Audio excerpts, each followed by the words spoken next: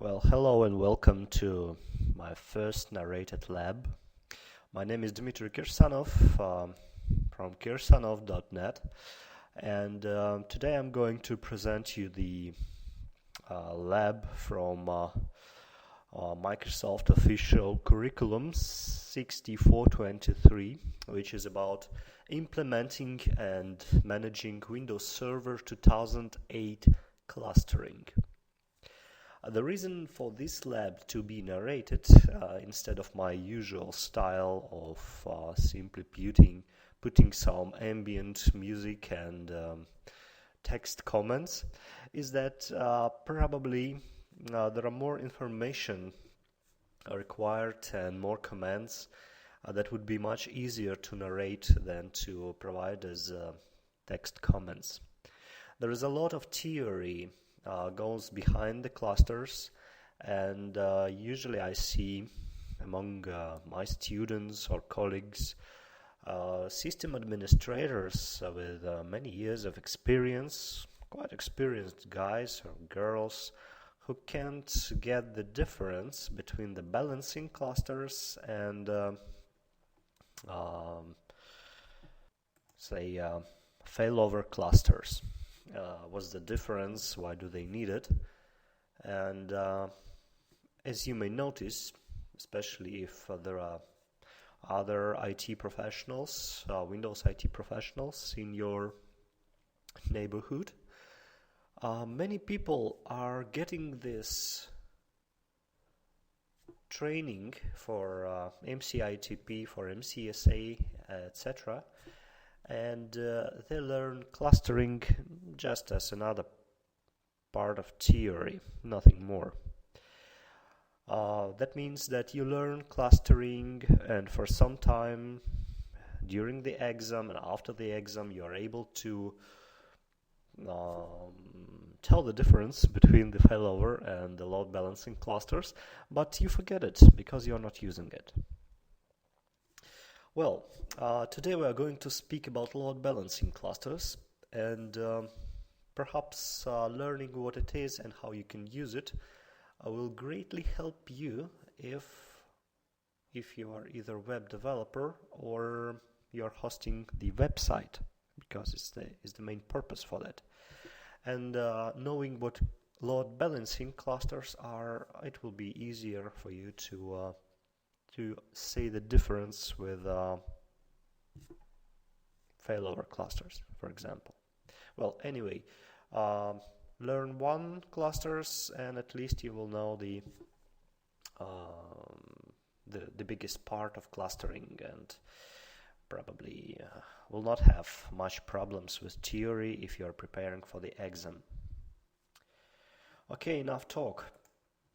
This is one of 3 virtual machines for this lab, and we are just running the server manager for a single reason, to prepare the machine for cluster. Load balancing cluster, what it is. Let's imagine that you have a website. And this website is working fine when you are having 100 of customers. And by 100 of customers, I mean simultaneous customers, of course, that are going to your website at the same time, at one particular second, for example.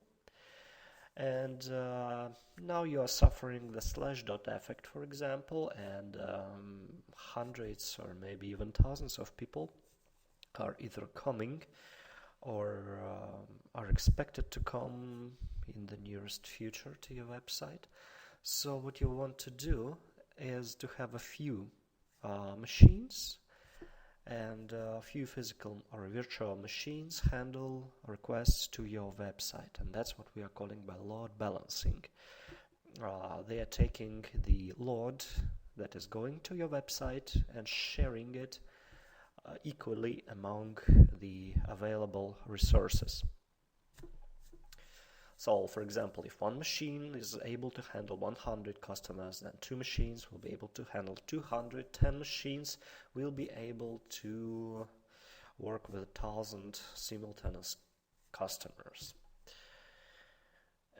First thing you need to do, and first thing you need to understand, and we'll learn it in process, that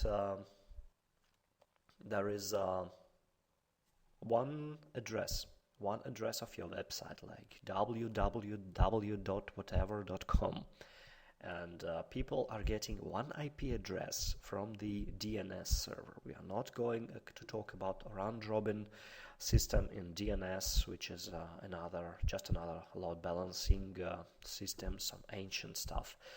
We are going to talk about you're having one IP address and you want to load balance it among multiple machines. So obviously that means that multiple machines are working with one IP address. They are serving requests to one IP address, but there are many machines in one network. So now you will see how we configure that servers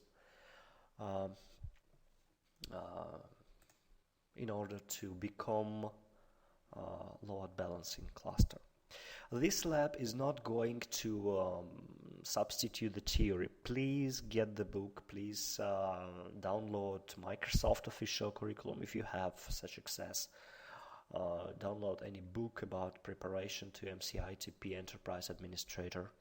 The course is 6423A, and you'll get really a lot of useful theory from there.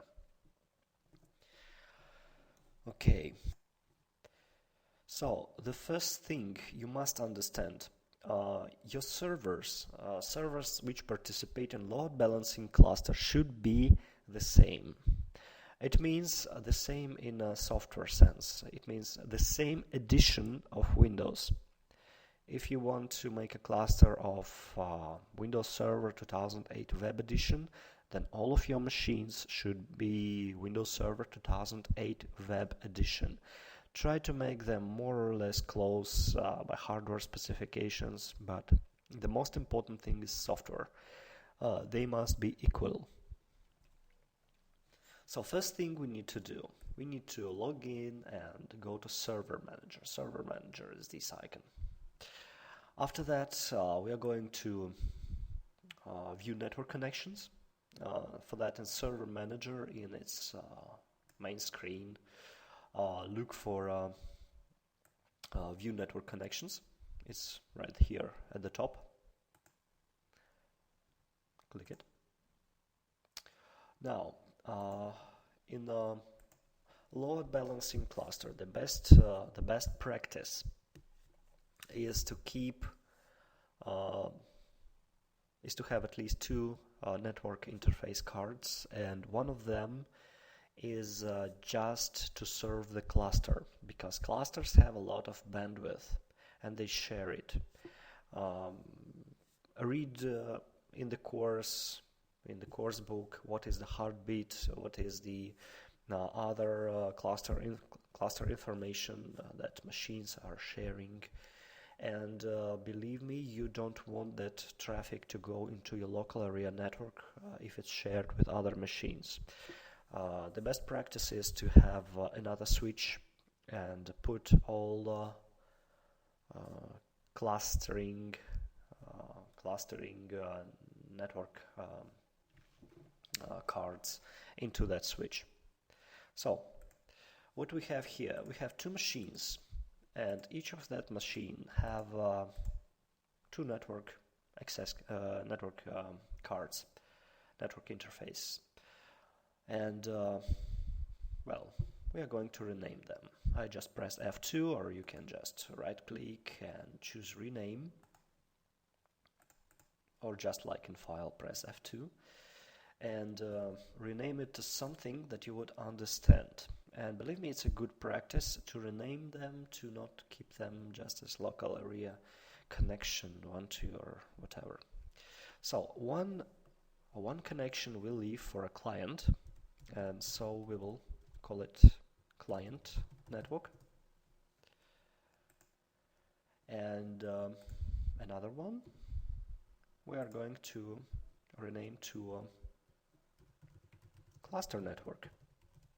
And as you can understand from the name, we will use this one the client network, to handle web requests from the internet, and the cluster network will be sharing information with other cluster nodes.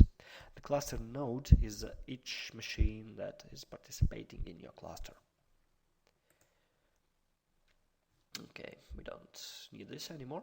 We just renamed the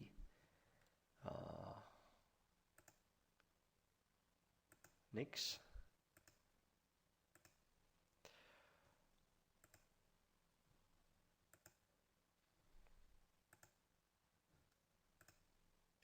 Now, for sure you know the command ipconfig, so I'm not going to explain what is that. It's IP configuration utility, and with /all it allows you to see all the interfaces installed in your machine. So the only reason why we are doing it here is to see the IP addresses of each machine, of each interface that belong to this machine. In this particular case, I'm looking for this address, 10.10.0.24. And another thing you will need to know during the exam is that 10 is one of the private zones for IP addressing. It's local IP address, it's not the internet, the public IP address. The same as 192, the same as 172.16. So we just record from memory that it's 10.10.0.24, and that the cluster node is in different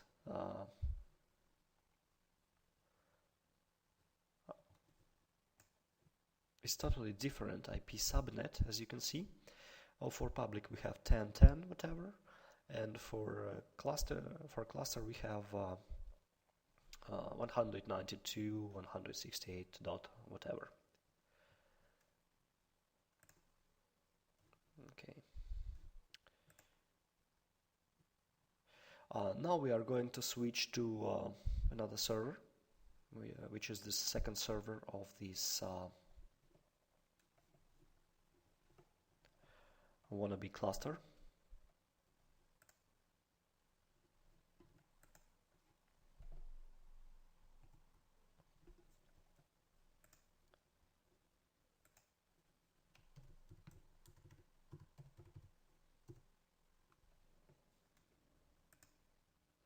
And we are going to do absolutely the same thing, and you can skip a minute in this video, or you just can look again now without all my long comments.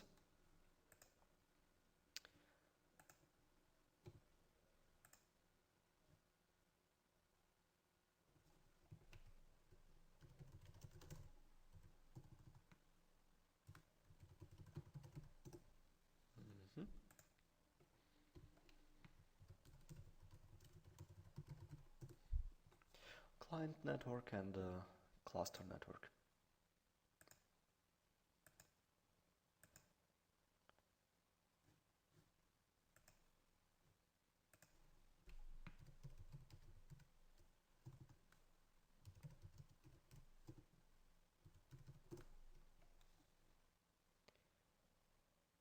Make sure the IP address is right.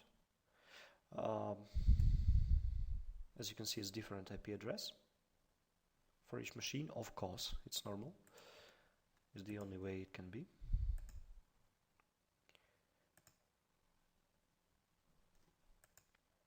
So we don't need this anymore.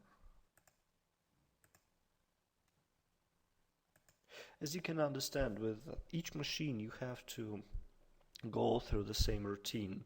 You have to change the network interface cards, the properties, and you have to do it all over again.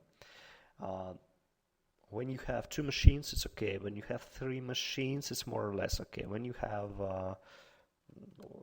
to build a cluster of probably 20 machines or even more, and perhaps you want to save the possibility of fast deployment of another machines into this cluster, then perhaps you will need to do it a bit differently. You will have to script these changes, and you can use PowerShell for that, or you can use a Microsoft installer just to install all the required components and install the website, etc., etc. We will talk about it in the future labs, because we are going to discuss deep inners of PowerShell and of Microsoft installer, so you will be able to operate your corporate network more effectively. But in this case we have just 2 servers, and we're going to through routine of creating the load balancing cluster. So I switched to the first server, as you can see in the wallpapers, server A.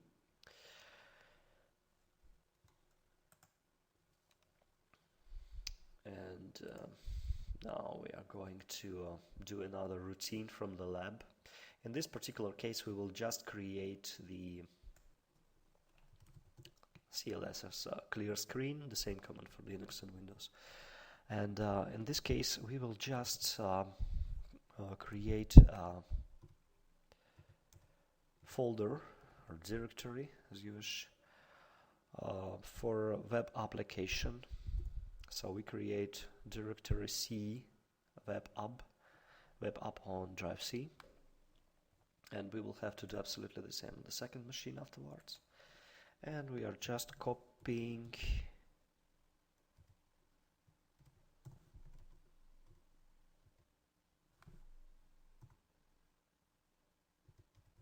one text file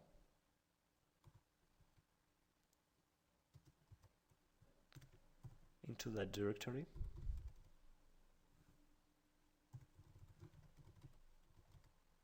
We are copying text file into default.htm. Default.htm is one of the default pages for Internet Information Servers. So as you can understand, this text file just contains some basic HTML code. And the HTML code it contains just says that, well, you're looking at a web page served by server A, and basically the same web page on server B will say that you're looking at page served by server B. So later, when we will install the cluster, we will see that we can refresh the page, and with each request is served by another machine. So for practical purpose, this sample doesn't have much sense. As a best practice, it's a very good idea to store your web files in one location, but your website should not read from that location, because then there won't be any good load balancing, as you can understand, if all your websites will depend from one location in the network. So you will just put all your files in one place in share, and all your web cluster nodes will synchronize their web folders with that single location. So you will be able to change something in one location, and the changes will be propagated to all the nodes of your load balancing cluster. It's quite easy to do. You can actually look at my blog, and at this moment you see the link to my blog, and you will find their utility, the file synchronization utility, which you can use for that sort of scenario. So we just press exit to quit the command prompt, and now we are going to work with Internet Information Services Manager. Many systems administrators cannot understand IIS, and they are trying not to work with it. And it's quite funny because it's one of the simplest things here in Windows Server 2008, especially if you're a web developer, which I certainly am.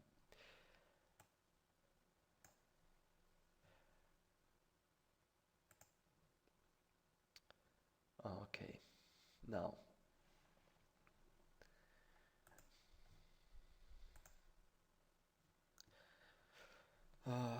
each IIS has a default website installed, which points to CINET pub, but in this case we will add another website. And we will do it also on second server afterwards, absolutely the same website, even with the same name.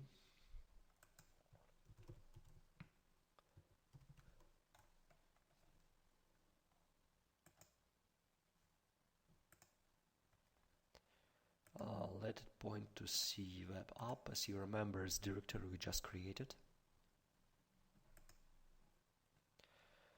The port we choose is 8080 for a single reason, that default website is already taking the port 80. You can take port 80 here as well, but then you will have to put something into the host name, and we don't want to do that. So we just put the name, put the physical location on this node, and the port. And the website is started immediately. It shows that it didn't start, but it's just not refreshed. If we refresh it, we can see that everything's working.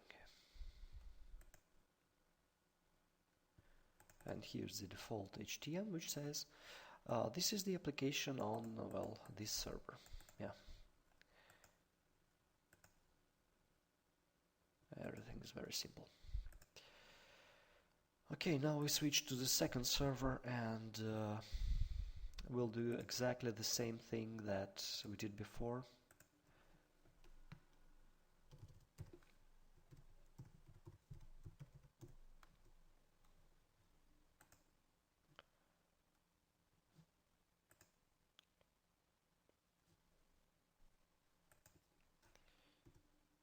Okay, copied one file,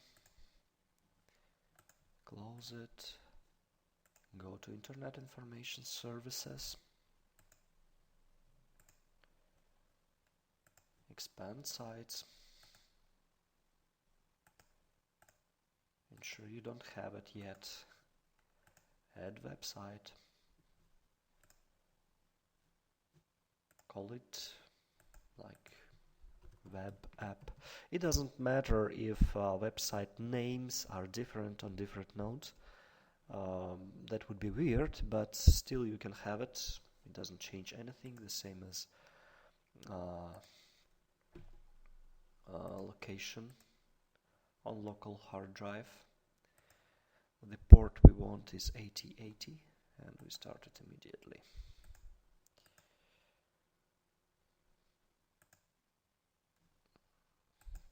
Okay, so now they are ready. If you didn't know what to do with IIS, then you do not know. Alright, so the next thing we need to do is to configure the firewall rules for the website and verify its functionality, that is, that we did everything right. And another thing we need to do is to install the network load balancing feature. As you know, Windows Server 2008 has two things, roles and features. .NET Framework 3.5 is a feature, it's not a role, and network load balancing is just another feature. Or background file transfer also is a feature, it's not a role. Roles are such things as Internet Information Server, DNS Server, DHCP server, domain controller, and so on and so on. So first thing we'll do, we will switch to the first server. As you can see, this is server 3B. We're going to server 3A.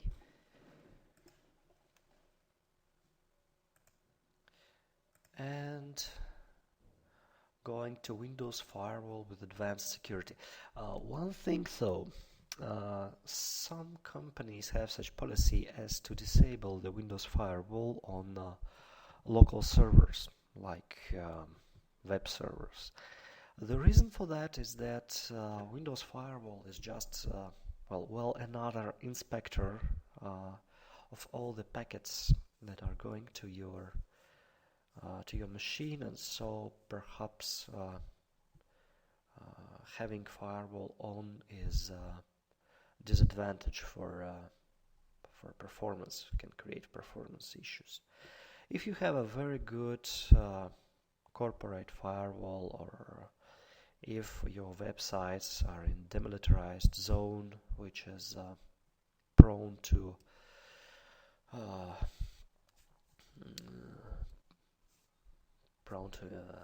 interventions of some hackers from the internet, if I may say so, then it's fine. You can switch it off. It's not a big deal. But usually it's much better to have another layer of defense. Because you see, the biggest performance issues you will have with your website are not in the firewall. They are on different levels. Like, for example, Windows Server 2008 cannot create more than, let me remember, 65 simultaneous SSL connections. That is, if you are creating a new connection, then Windows Server 2008 will not be able to create more than 65 at one and the same second. And Linux have even worse restriction, or at least had it maybe 2 years ago when I was exploring this area. So this is one bottleneck. Another bottleneck is your web application. So perhaps you don't have to switch off the firewall just because you are afraid of performance issues. And especially you don't have to switch off the firewall if you just are not able to edit its rules, because lack of knowledge is not excuse for giving up the security. Okay, enough talk. We need the inbound rule, which is rules for all packets that are coming in. That's why it's inbound rule. You can edit here rules for what program is able to get information from the internet. Like, for example, this is Internet Information Server, HTTPS traffic, which means the port 443.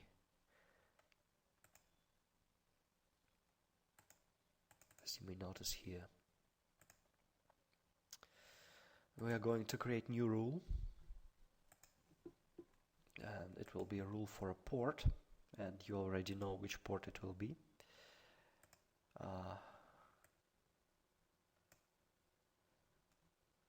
It will be TCP 8080, absolutely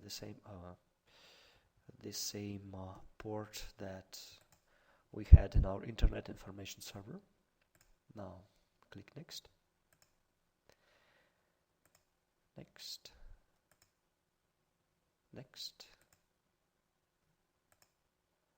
and in order to name it, we will name it as web application. We are not naming it cluster because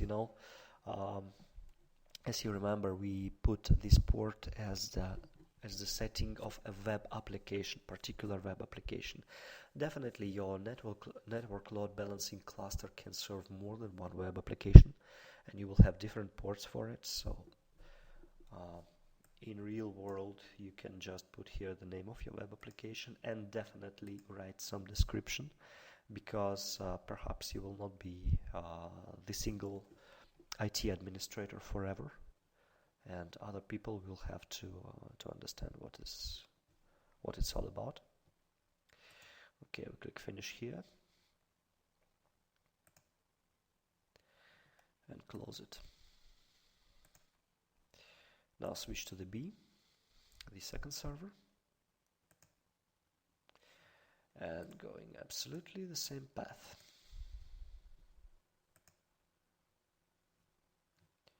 Inbound rules, new rule, port,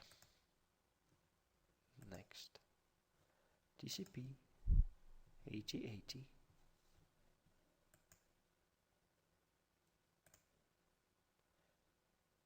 allow the connection, of course, in all profiles, web application, and finish, and close. Now we are doing something different. We are connecting to our domain controller.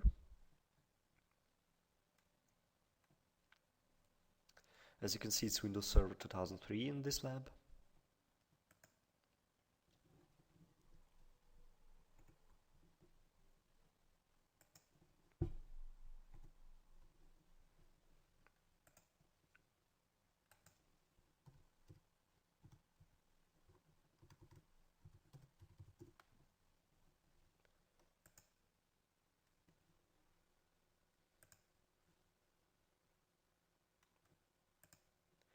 And what we are going to do now, we are just going to check whether we really installed this web application on both servers.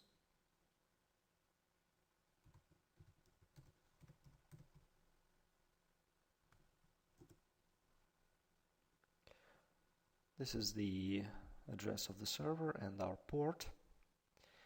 So this means that web application is installed, Internet Information Server is configured, and firewall rule is working. Now change it to B. And on the second server, as you can see, everything is working fine as well. As the best practice, I would recommend to check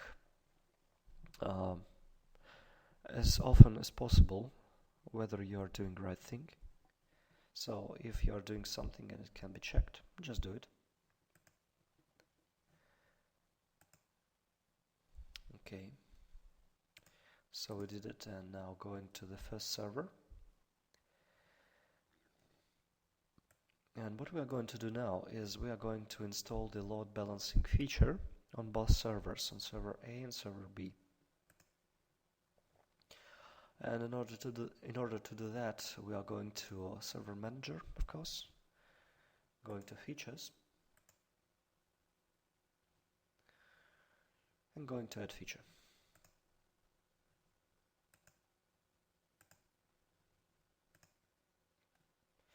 Now let's check the network load balancing. In this particular case, it's all we need. Install it.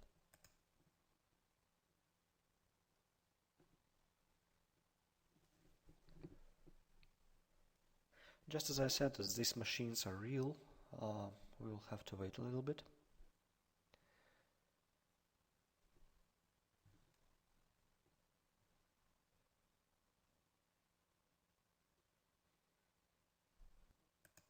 Okay, so it's installed.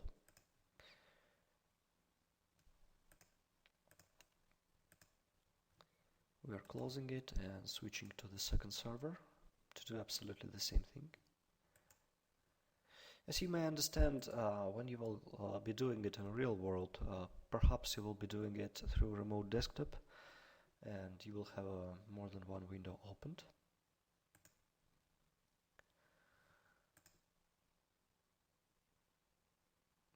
Okay. Feature, add feature, network load balancing, next, install and wait.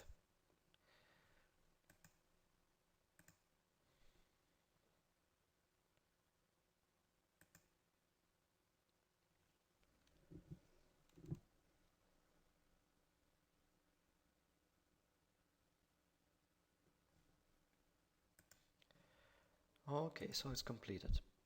But as you can understand, we have just installed the feature, but it doesn't make our servers cluster. So we just close it, and during the next steps, we have two series of steps ahead. One is configuration of network load balancing cluster, and second, we are going to check the failover. That means we are going to crash one of the servers in order to see whether all requests now are going to the server which survived. So now we are going to configure the NLB failover cluster, and for that we are going to the first server.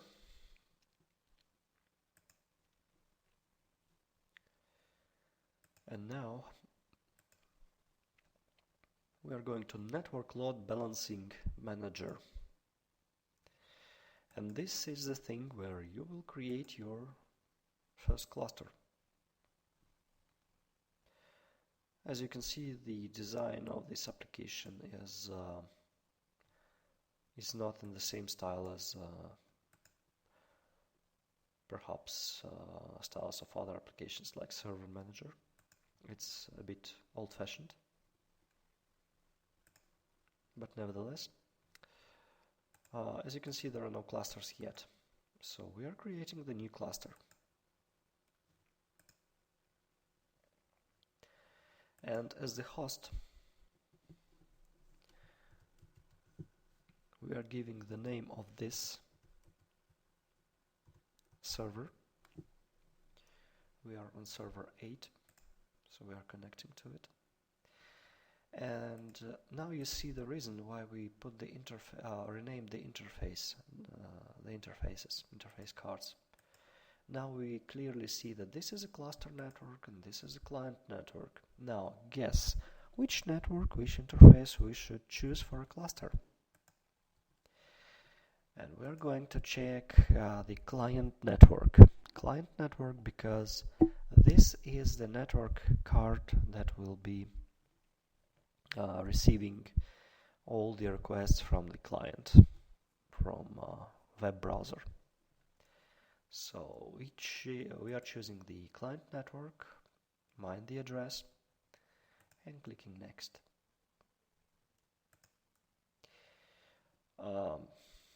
We are not going to discuss the priority, we are not going to change anything here. We are just accepting the default values and going next. And this thing is extremely important because this thing is the IP address of the cluster. IP address of the cluster is the IP address which is not taken yet in your network, and it does not belong to any particular machine yet. So it's not 24, it's not 25 or whatever IP address we had on server A and server B. This will be a new address, and let's say we will type here 10.10.0.100. The subnet mask is automatic, and well, we'll type it this way. In order to go to the exam, just for your information, if you are preparing for MCITP, it's a very, very, very good skill to have a subnet calculator in your head. This means you must understand what the subnet mask is, what is the IP version 6 IP address, what are the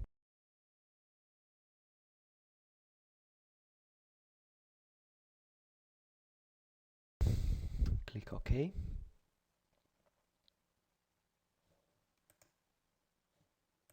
Next. And full internet name is a fully qualified name of your website.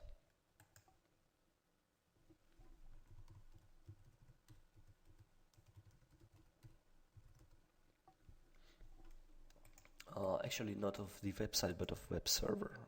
The name that you want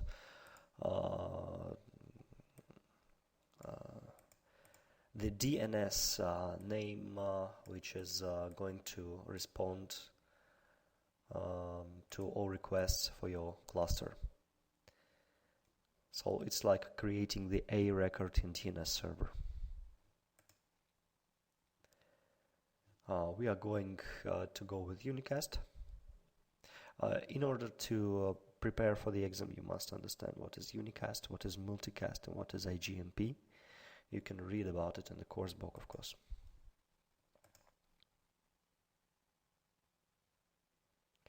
We're not going to change anything in port rules, but it's a very good idea to for you to take a look at that window and read about it, what it can do for you.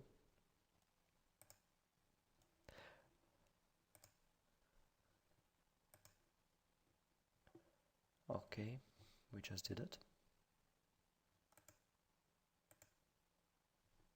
As you can see, the configuration is pending yet.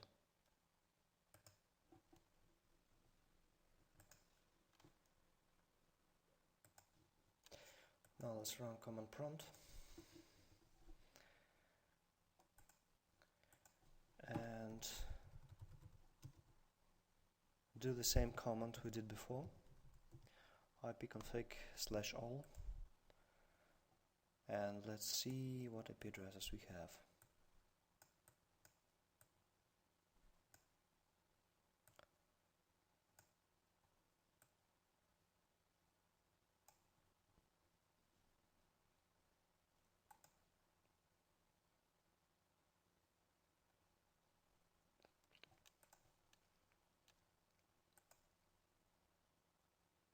As you can see, we have another virtual Ethernet adapter.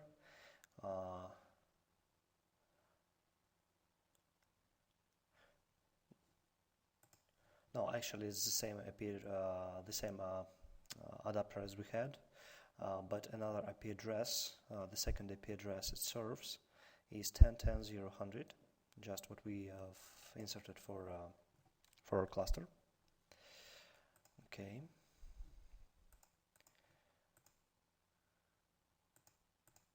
Now we're going to the second server and we're doing the same thing. Administrative tools, network load balancing manager. But now we are not creating anything, we are connecting to existing. And here now we are on the second server, which is server 3B. We are trying to connect to the first server, server 3A. Connect. If everything is right, if everything is configured on the first server, then we see it here. In real world, especially if you are working with virtual machines, you may find that it takes some time for configuration to be applied, even on the first machine. Finish. And now, as you can see, here's our cluster, which consists of one server. And so we need to add host to cluster. We can add any host, but we will add this one.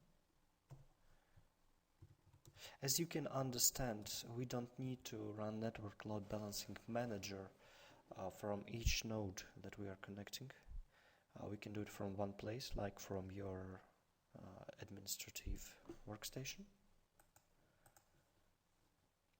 Okay, now we are choosing the client network, of course. Click next,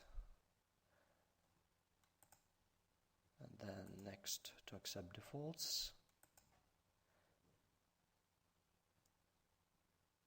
and this we accept as well. Finish. And now let's check it again with ipconfig.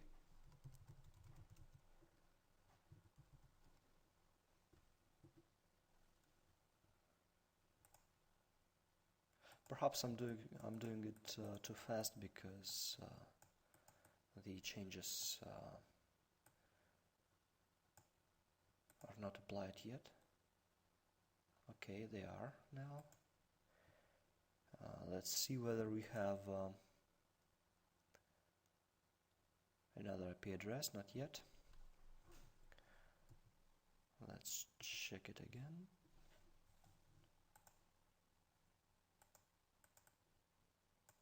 And now we do have it.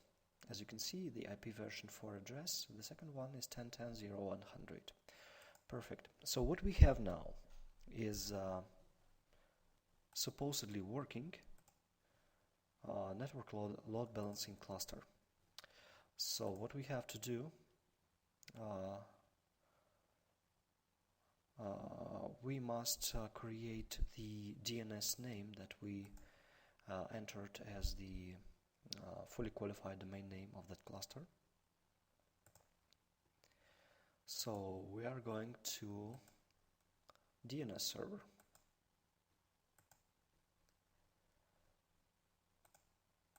And here in forward lookup zones, we'll find our zone.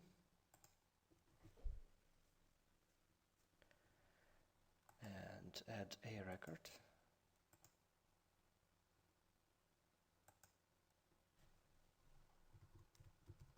Just as I said, what we did before was like adding a record to DNS, and that's what we are doing at the moment. 10.10.0.100.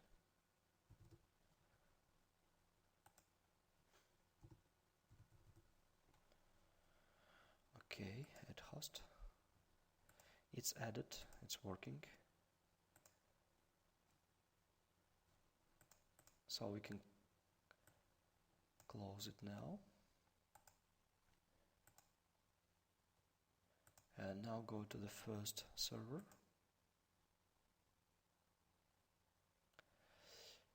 And let's see what we have in this cluster. Refresh. We are on the first server and we see that this cluster is configured now. And we're going to check the properties of this cluster. And now I guess it's time to show you what these port rules are.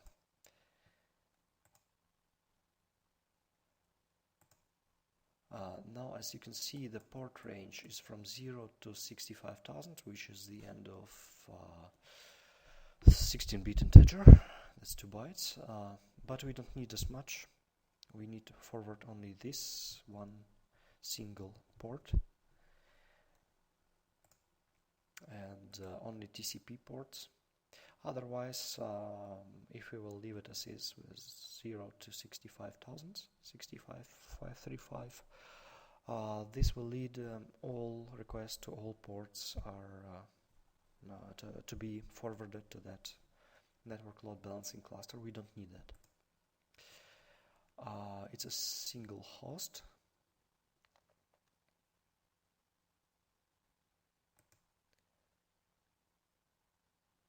Single host. It's not about affinity. Sorry.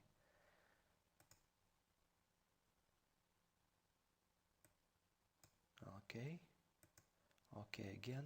And as you can see, it is propagating its configuration to nodes. Converged means that it contains all the last configurations and working fine. Converging means that it's still receiving the configuration.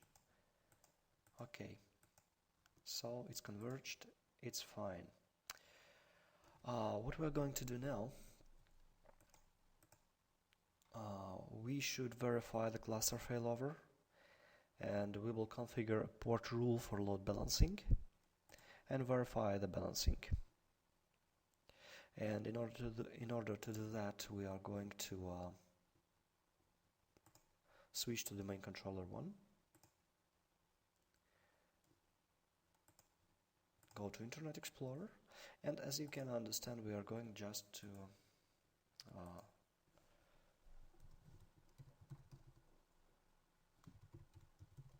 verify the newly created domain name and the cluster. As you can see, this particular request was served by server A.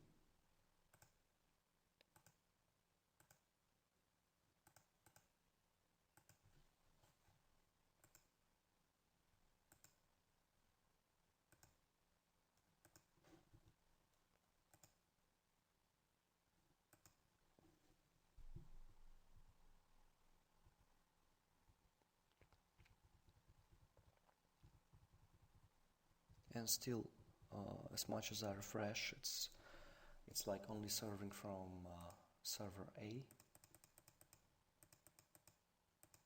which is not good.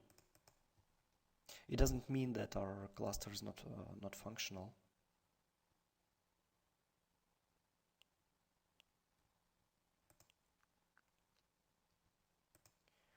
Let's go to the first server and see.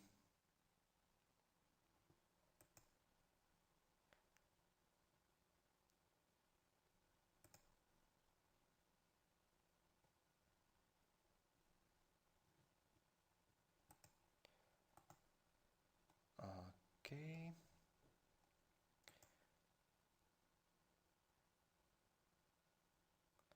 Now, as it was loading from server A, we must confirm whether the server B is working at all, and what will happen if this server A will stop working. So we will stop one of the node, then go back to the computer which does not belong to this cluster, and go again.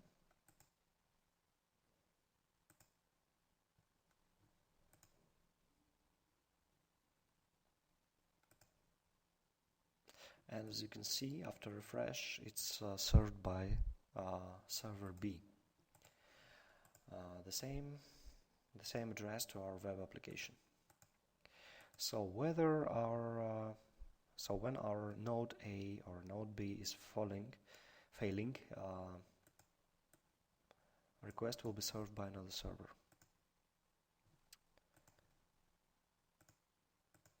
Now let's switch to the machine A and restore this machine.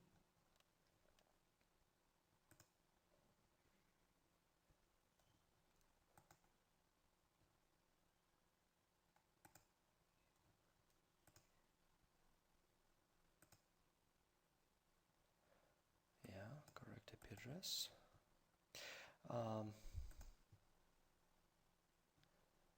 Now let's edit this policy again, and the filtering mode. One thing you should know about the filtering mode.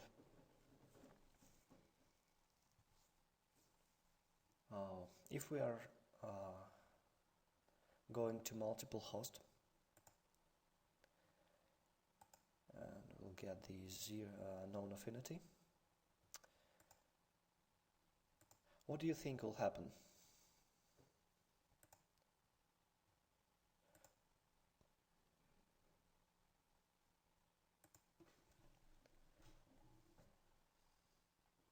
And what will happen is perhaps what you need the network load balancing for.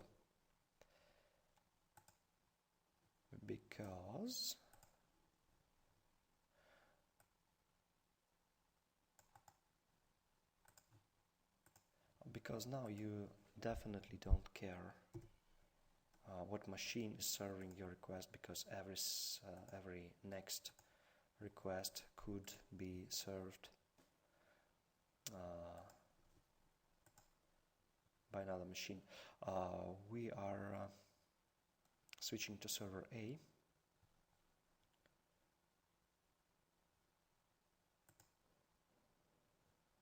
Going to Internet Explorer.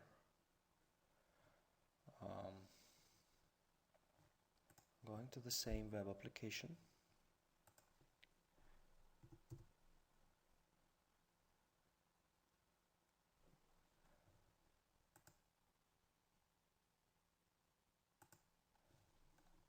Going to B, to the second server.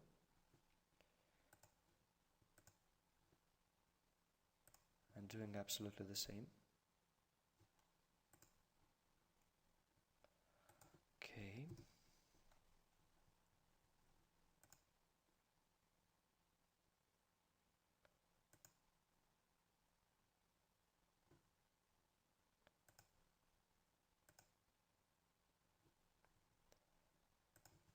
And now, as you can see,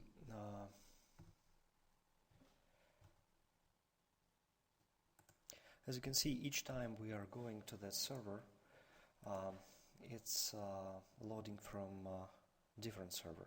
So, for example, this is on server B, this is on server A, and this request is served by A, and this is on our domain controller, which is also served by server B. Why when we click refresh it doesn't change the site is because of keep alive, keeping alive the connection. So yes, each next request is most likely will be served by the same machine unless that machine is down. But the next request from another machine or from another station will or can be served by another machine. Why not? So this is like it. Now we have our network load balancing cluster. It's working. And the only thing you need to care for now is synchronization of content of that website. So you must be pretty much sure that your machines are getting the same updates, system updates. They have the same software packages, and they have the same code for your web applications whenever you are updating your code. Well, this is it. Thank you, and you can get more information about all the labs and all the materials and whatever else at my blog. You can see it, the URL right here, right now. I hope to make more professional narrated lab next time, because at this moment I was working on it by request. I have to present it in 8 minutes to a friend of mine, and well, I hope that you're gonna love it, and that it will help you to get your certification, or maybe build your real network load balancing cluster. Okay, have a good time and see you.